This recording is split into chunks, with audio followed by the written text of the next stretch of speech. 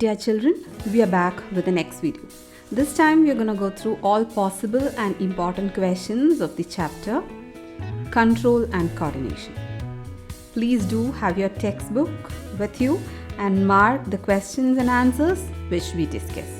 Remember, this is a time for revision and not for learning anything new. So we'll be focusing only on all possible and important questions that can be asked from the chapter. Now let's start, children. Hope you all have your textbooks with you.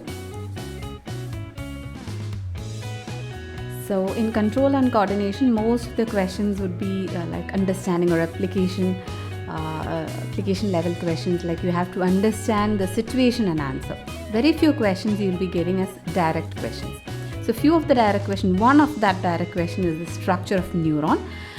You'll be asked either to draw the diagram, label the parts, or to explain the structure of neuron, or they'll be giving the parts in a sequence with blanks and you have to write the order of the the sequence of the parts, like starting with cell body, axon, nerve ending, or dendron, axon, nerve ending, like synapse. There's a synapse between two neurons, and so such questions shall be asked. Okay, that's a kind of direct question.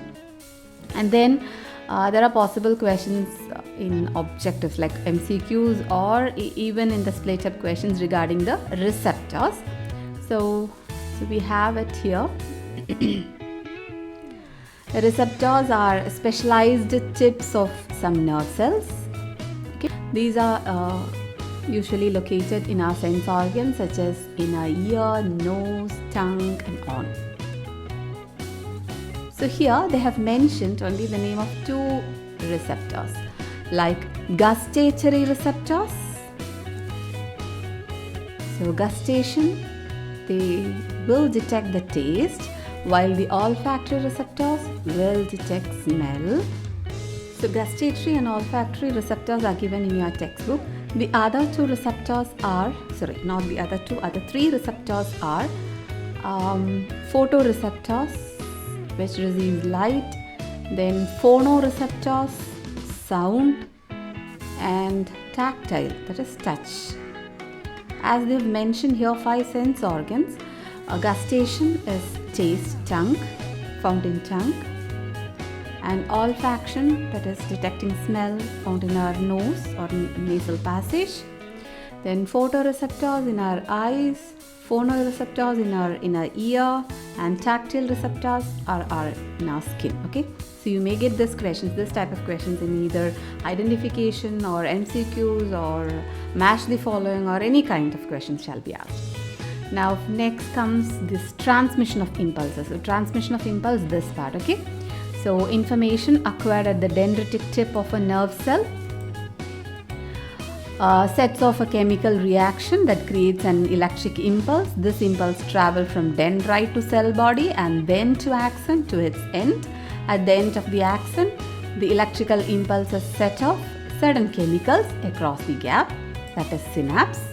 Fine. That's how the impulses are transmitted. And here you have to remember, another question shall be asked like, the impulse travels from dendrite to the cell body and then along axon to its end, and then at the end of the axon, electrical impulse sets off release of certain chemicals.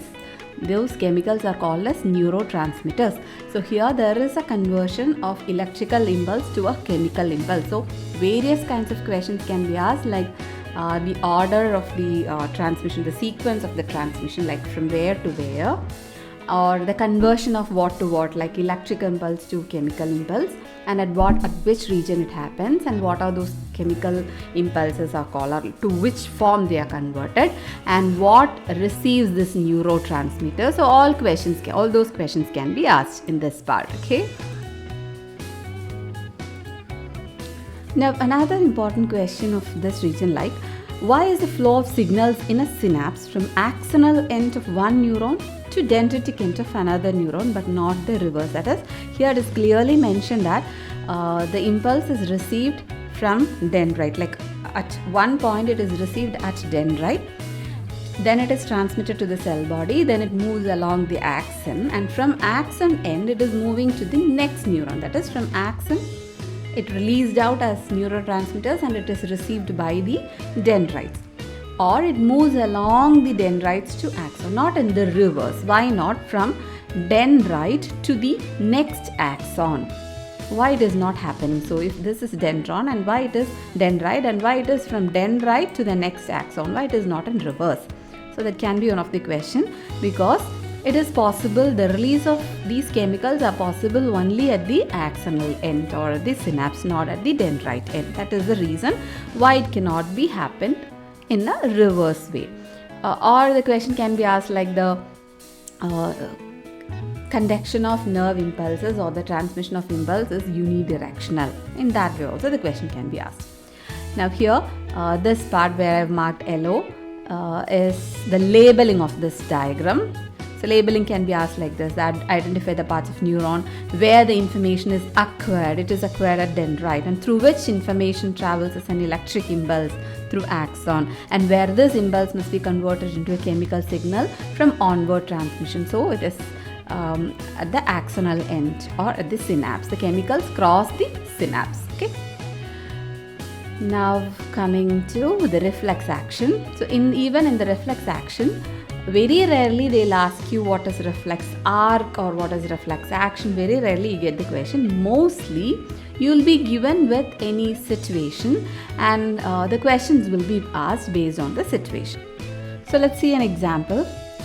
See, this arc or this pathway is called as reflex arc, and the action happening here is the reflex action. So mostly children get confused with the term reflex arc and reflex action. The pathway is the arc, and the action or the response, the total stimulus as well as the response together we call as the reflex action. For example, if a hot pan is touched, the person withdraw his hands. That is called as the reflex action, and the pathway where it travels is called the reflex arc. It starts from the receptor, carried by the sensory neuron, taken to the spinal cord, carried by the relay neuron, and again brought back by the information brought back by the motor neuron and brought to the effector, the muscles in the arm. So each and every part of this part labels are very important. What are the receptors?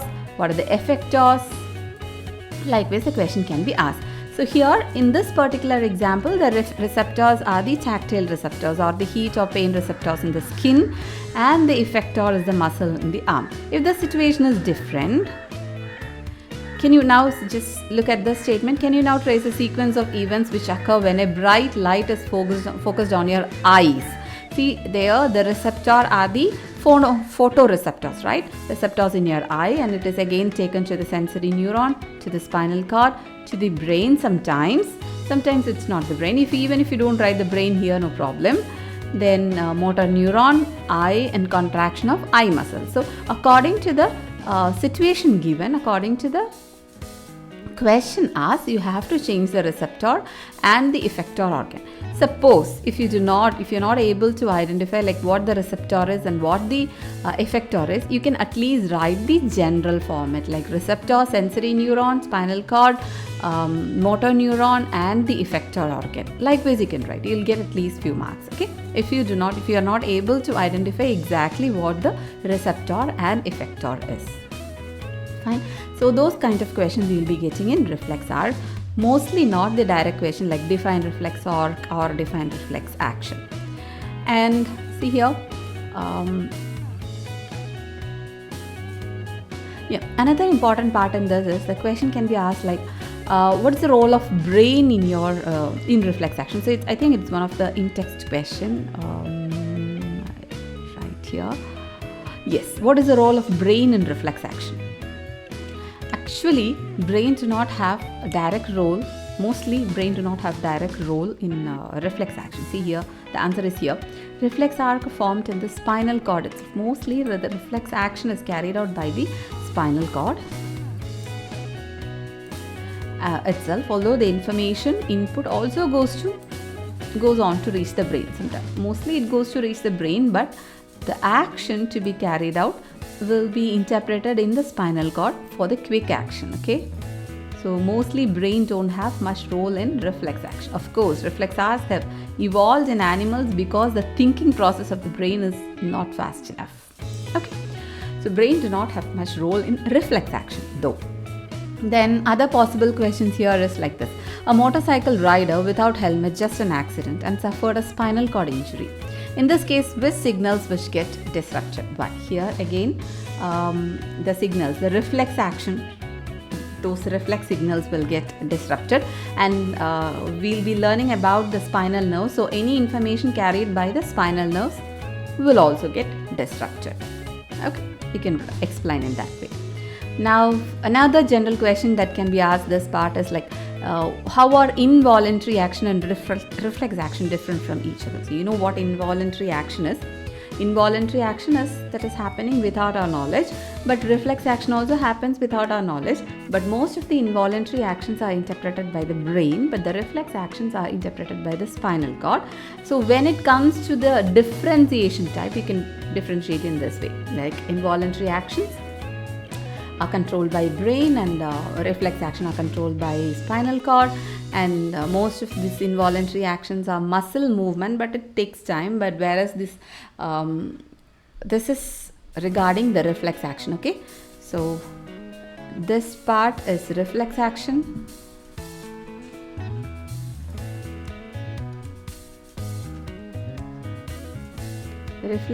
and this is involuntary action. So it is a rapid spontaneous, again it's an involuntary activity, but it's rapid spontaneous activity or action produced in response to the stimulus, and here it's a muscular movement and we do not have any control over it, and those actions are controlled by the brain, like contraction of our muscles of our digestive tract, beating of heart, etc. Where here this removal of hand with a jerk when someone touches a hot object or any kind of reflex action, quick responses. Clear? Move on to the next one. So this diagram is very, very important. Now coming to brain. So here this region, you'll get this area, you'll get some assertion reasoning questions. Thinking involves more complex mechanism and neural connections. These are concentrated in the brain, which is the main coordinating center of the body. So this can be related to the previous reflex action thing. Right? Reflex action, we have mentioned there that reflex action is mostly carried out by the spinal cord. So this both questions can be related and asked in the assertion reasoning. So this part also can be asked in assertion reasoning question. Fine. So read the question thoroughly, think and answer accordingly. Then the brain and spinal cord constitute the central nervous system. So this is a possible MCQ. So we have our total nervous system can be widely classified as broadly classified as CNS and PNS as per your syllabus. We are learning only this part.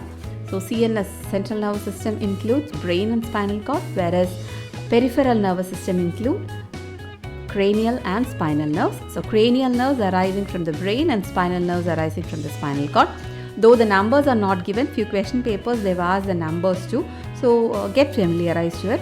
12 pairs of cranial nerves and 31 pairs of spinal nerves. Now coming to the parts of the brain, we broadly classify it into forebrain, midbrain and hindbrain. And this name of those regions are not specified, though you are learning only three major regions: cerebrum, cerebellum and medulla oblongata. And the region pons, as mentioned in the diagram, you keep in mind that it is a part of hindbrain. The midbrain region is not mentioned. Only the hypothalamus region in the midbrain they have mentioned here in the diagram, and the function of hypothalamus only in that hormonal part it is mentioned in your textbook. So we will go in there. Okay. So forebrain, cerebrum, midbrain. You need not go for the specific parts of that. And hindbrain, pons, medulla and cerebellum. Keep that in your mind.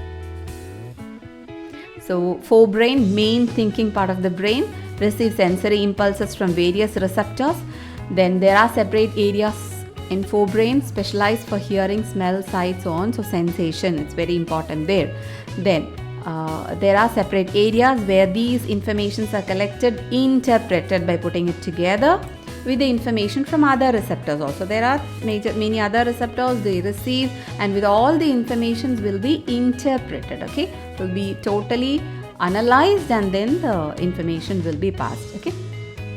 Based on all that analysis, a decision will be made by the forebrain, and according to that the motor areas will be functioning. Clear?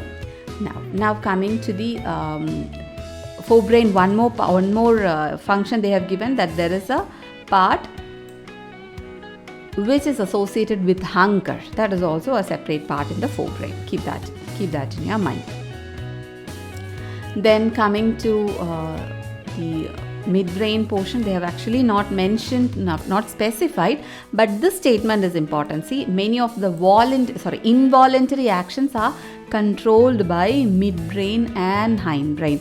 So most of the involuntary actions are controlled by this midbrain and hindbrain. In that case, most of the voluntary actions are carried out by the forebrain. Keep that in your mind. Most of the voluntary actions are carried out by the forebrain. Involuntary actions are carried out by the midbrain and hindbrain. Now, in that, specifically, involuntary actions like including blood pressure, salivation, vomiting, these are the involuntary actions. Some of the involuntary actions controlled by medulla in the hindbrain. Actions which require precision, see, walking in a straight line, riding a bicycle, picking up a pencil. We think that we do all this voluntarily, but see, when we ride a bicycle, we don't actually think like we have to pedal it like this, we have to move like this. It happens on its own, but it's not happening on its own. Those actions require precision, and these actions are controlled by a part of our hindbrain, that is cerebellum. And see, it is mentioned here, it is responsible for the precision of the voluntary actions and maintaining the posture and balance of the body. So this is very, very important. They've asked in many question paper regarding this, name the part of the brain that controls the posture and balance of the body. So that's how you're going to get the question. They'll ask you to identify the region which carries out these functions. So a precision of voluntary action, cerebellum. Activities like walking in a straight lane, riding a bicycle, picking up a pencil, again cerebellum. And actions like change in blood pressure, salivation, vomiting, those kind of actions, again medulla. Or if they generally say as involuntary actions, it is midbrain and hindbrain. So that's how you have to answer. Clear? Now this part is important, quite important. How are these tissues, that is the central nervous tissues, are protected? So the tissues in the major central nervous system, like major part of the central nervous system, like brain and spinal cord, how are they getting protected? So three regions, like it has a bony covering, it has a fluid, and it has a covering, or membranous covering. So bony covering, in the case of brain it is cranium, and in the case of spinal cord it is vertebral column. The other two are common for brain and spinal cord, that is cerebrospinal fluid and the meninges.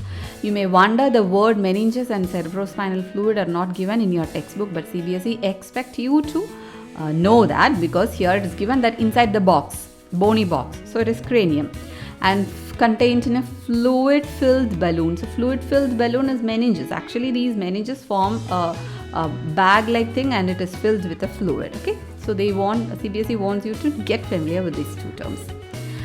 Now, how does the nervous tissue cause action, or the action of nervous tissue? Or they may give you a situation where the nervous tissue act. Here, the key concept is how the muscles act. The action of muscle is what given here. Okay, muscle action. So muscles act by changing its shape. So here, how do animal muscles move? That can also be asked. When a nerve impulse reaches the muscle fibers must move. Muscle fibers will move by changing their shape so that they shorten. Muscle cells have special proteins that change their shape, and so this protein, this is very important. Okay, this is again a keyword which they expect you to write. That change both their shape and their arrangement in the cell in response to various electrical impulses. When this happens, new arrangement of these proteins give the muscle cells a shorter form. That's how even the reflex action work. We say that effector organs act. How do those effector organs act? By changing their shape. Mostly the effector organs are muscles. Okay, so muscles change their shape. Fine. And now let's come to this plant movement in plants. That's coordination in plants. In plants, they show two different kinds of movements. That is, we know that they don't have any nervous system, specialized cells or anything, but this coordination in plants is happening by two ways. One is by their movement and the other one is by their chemical secreted by their cells called plant hormones. So that's how the coordination in plants happen. So movement, we can widely classify it into two, as tropical and nastic movements. The tropical movement is a growth dependent movement, as you can see I've mentioned here, growth dependent movement. One is dependent on growth and other is independent of the growth. Again, I say you, the term tropic and nastic is not exactly mentioned here, but you are supposed to know that, okay?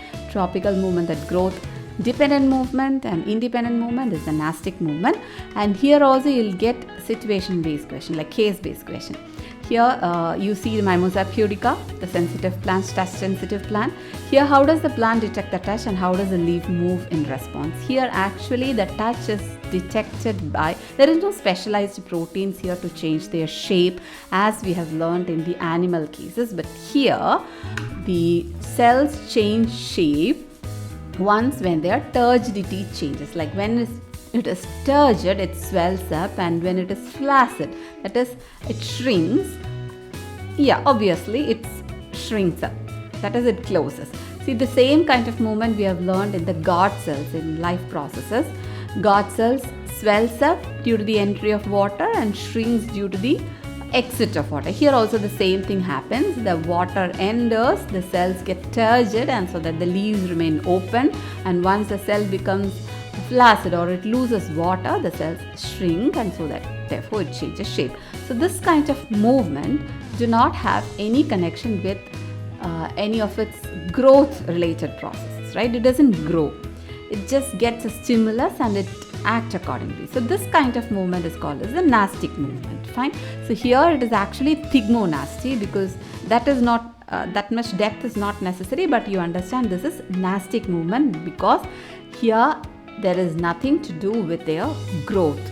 But in the next case, when a plant moves towards light or grows towards light, it is tropic. Grows towards water, it's tropic. Grows towards soil, it's tropic.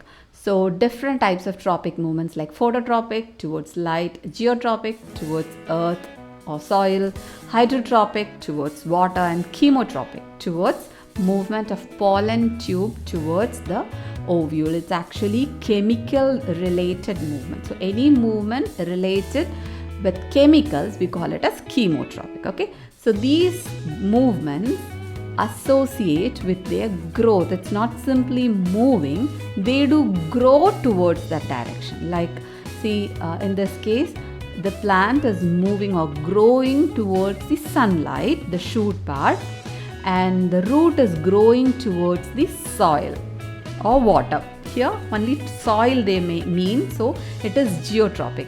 And also there are possibly they can ask you regarding positive and negative movement. See, if in this case the root is moving towards the soil, so it is positively geotropic, and it is moving away from light, so it is negatively phototropic. In this case, they are moving towards light, so it is positively phototropic, and it is moving away from the soil, so it is negatively geotropic. Clear? So here yet another important question in this part is this movement, the growth of the tendril. So they'll give you a case and ask you to write accordingly. A tendril, so you know what a tendril is. Tendril in a pea plant, when it get a touch, how do they grow? So here actually they mean the growth when, that is thigmotropy. Here the growth is actually thigmotropy, that is growth towards the touch. Okay, thigmotropic movement. So here the tendrils are sensitive to touch When they come in contact with any support, the part of the tendril in contact with the object does not grow as rapidly as part of the tendril away from the object. This causes the tendril to circle around the object, thus cling to it. Keep in your mind, we'll be coming back to this region again when we study about the hormones or when we discuss about the plant hormones. So, among the tropic movements, you can include thigmotropic movement also. That is movements when it is sensitive to touch. Clear? And here I've marked all the tropics. All the tropical movements are given here with examples. You might have marked it, or if you have left it unnoticed, please mark it and go through it. Get familiarized with all these parts. Fine. Now coming to the chemical coordination in plants. So chemical coordination in plants is done by their plant hormones. So here we learn 4 types of plant hormones: auxins, gibberellins, cytokinins and abscisic acid. So in that case, auxins, gibberellins and cytokinins are growth promoters, whereas abscisic acid is a growth inhibitor.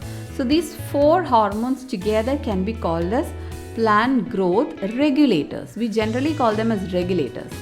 Among that regulators, 3 of them are growth promoters and the one is growth inhibitor. So you might be knowing the name of all 4 hormones, but you may not be knowing these promoters and inhibitors.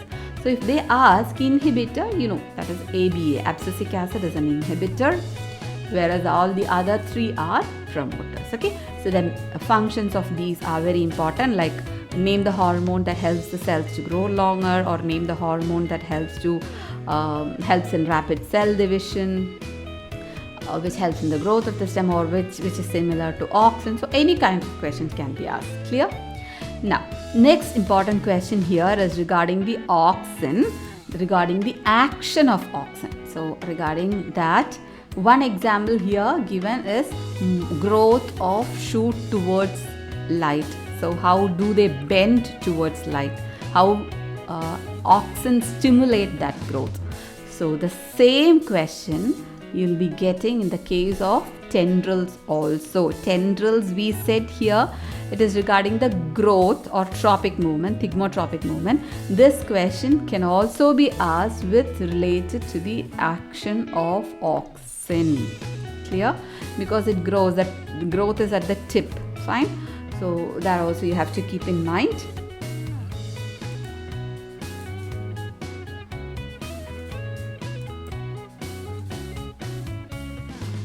Now here there's a question: how is the movement of leaves of sensitive plant different from the movement of shoot towards light? Simple. Movement of the leaves of sensitive plant, here it is nastic movement. Remember, it is nastic movement, and the other one is tropic movement. So you have to write the difference between nastic and tropic movement with reference to the situation they have given, like movement of leaves as well as the movement of shoot. Okay. The other questions are, see this one, this is what I said. How do auxins promote the growth of a tendril around a support? So the growth of tendril, actually in this chapter they have given based on the movement due to growth, but you have to relate this with the auxins. Okay, see the auxins here they have given, like when light is coming from one side of the plant, auxins diffuses towards the shady side of the shoot. So when the question comes in as the tendril, you have to write the touch. Okay, see here the light is the stimulus. In the other case where the stimulus is the touch, tendril, the touch of the support, that shall be the stimulus, and rest of the things you can write the auxin diffuses to the other side of the shoot. Instead of writing shady, you can write the other side of the shoot. Concentration of auxin stimulates the cells to grow longer on that side, and which is away from the touch. Thus the plant appears to bend towards the support. Towards the support. Instead of light, you can write as towards the support. Fine. That's how you have to write. And design an experiment to demonstrate hydrotropism. The same experiment you can keep along with the water. You can just keep a water source, fine? And you design an activity accordingly. Now coming to hormones in animals. See here, This is one of the common questions asked. Why do some animals, for instance squirrels, what do some animals, for instance squirrels, experience when they are in a scary situation? Or the question can be like this: a squirrel in a scary situation, its body has to prepare for either fighting or running away. State the immediate changes that take place in its body so that squirrel is able to either fight or run. So whenever squirrel or any animal faces such a situation, the adrenal gland acts and the adrenaline is secreted into the blood. So the action of adrenaline is the expected answer here. So what happens to the body of that animal when adrenaline is secreted, and how that actions or how that changes help the animals to act in that particular situation? That is the expected answer. So read the situation properly, read the animal properly, and write the changes accordingly and how does those animal act. And if you are not able to specify the changes in that particular animal, you can even write the general changes as you learn from the textbook. Okay. Here another question can be asked, like nervous and hormonal systems together perform the function of control and coordination in human. Justify. See here, this paragraph, actually it comes here. This both paragraph has to be combined and written, like nervous and hormonal system acts together. So this both points are there in this both paragraph. You have to compile, analyze and write it. Clear? Now coming to the hormonal section. So they have given here a table. You can learn this table, and in this table few columns are left blank, so I have filled those columns, and in green I have given you the diseases which is mentioned in your syllabus. Not all the diseases, only few diseases, like growth hormone, dwarfism and gigantism it is mentioned. Dwarfism is like hyposecretion and gigantism is more secretion, hypersecretion, and goiter, less secretion of thyroxine, then less secretion of insulin, diabetes mellitus. So few diseases are given, so those diseases also you have to go through it. And rather than studying this whole part, you can go get into this tabulation and learn. You must able to identify the diagram. Sometimes they'll give you the diagram. In MCQs we have seen that they give you the diagrams and ask you to identify the gland. So that part is important. So you must go through the diagram. Need not draw. You'll not be asked to draw, but only to identify the glands. Or they'll give you the action of the glands and ask you to identify which among this. Then regarding the parathyroid and thymus, it is not given in the tabulation, so it is mentioned here. Parathormone, calcium metabolism. Parathormone is the hormone secreted by the parathyroid gland, which regulates the calcium metabolism. And thymus gland, actually it produces thymosin. I have not mentioned that here because it is not up to your level. Or if you want, you can just keep that and get familiarized to that too. The hormone secreted by thymus is thymosin. And thymosin regulates or promotes the production of lymphocytes. Lymphocytes, you know what lymphocytes are? They regulate our immune system. Our immunity in our body is regulated, or it's controlled, or it's carried out by, or you can say it is managed by this lymphocytes. Okay, immunity. So main part or the main concept which you have to keep in your mind is regarding the immunity. Now this is another question. Few sample question paper have seen this, that name the gland which is large or which is present during the childhood and then shrinks in the later stages. It is thymus glands. Okay. Then here in this textual question, some questions are important, like I think these questions we have discussed, with signals which get disrupted in case of spinal injury. Yes. Chemical coordination, that is the hormonal coordination in plants. System for control and coordination. So only by controlling and coordinating by the nervous system as well as the endocrine system together works, which helps us in this. When I said about endocrine system, there is yet another point which you should remember is all these hormones comes under the endocrine system.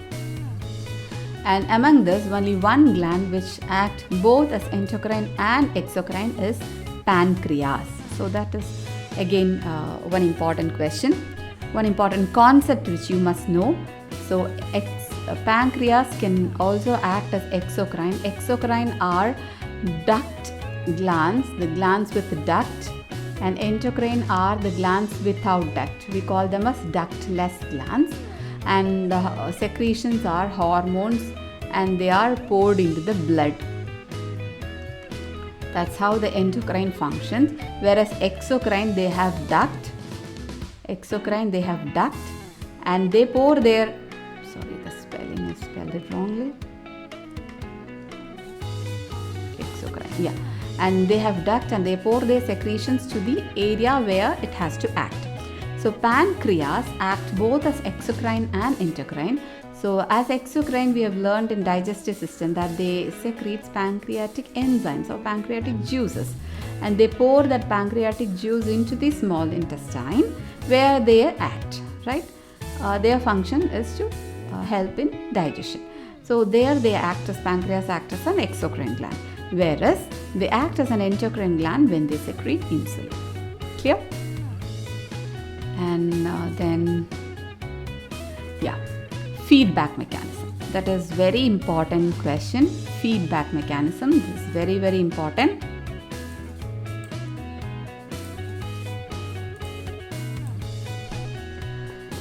So feedback mechanism, the term feedback mechanism shall not be mentioned, but still they'll say that how it is regulated, how the secretion of hormone is regulated. Explain it with an example. Here the example given is insulin. So you can write as a flow chart, like you are taking a meal with high sugar content, or you are taking your meals with high sugar content, you can just mention, and so that your body blood sugar level is high, and pancreas secretes insulin, and that insulin will regulate the sugar level, regulates the sugar level. And now what happens? The sugar level is low. Once when the sugar level is low, the feedback goes to the pancreas asking to stop the secretion of insulin, stops the secretion of insulin, and feedback goes here so that the insulin is stopped. And now again the blood sugar level will be maintained. If it goes high, again this feedback, this stop message will be taken back, withdrawn, and then again the pancreas secretes insulin, so this cycle goes on. Clear? So as the blood sugar level falls, insulin secretion is reduced. Yeah, so that part is important. Then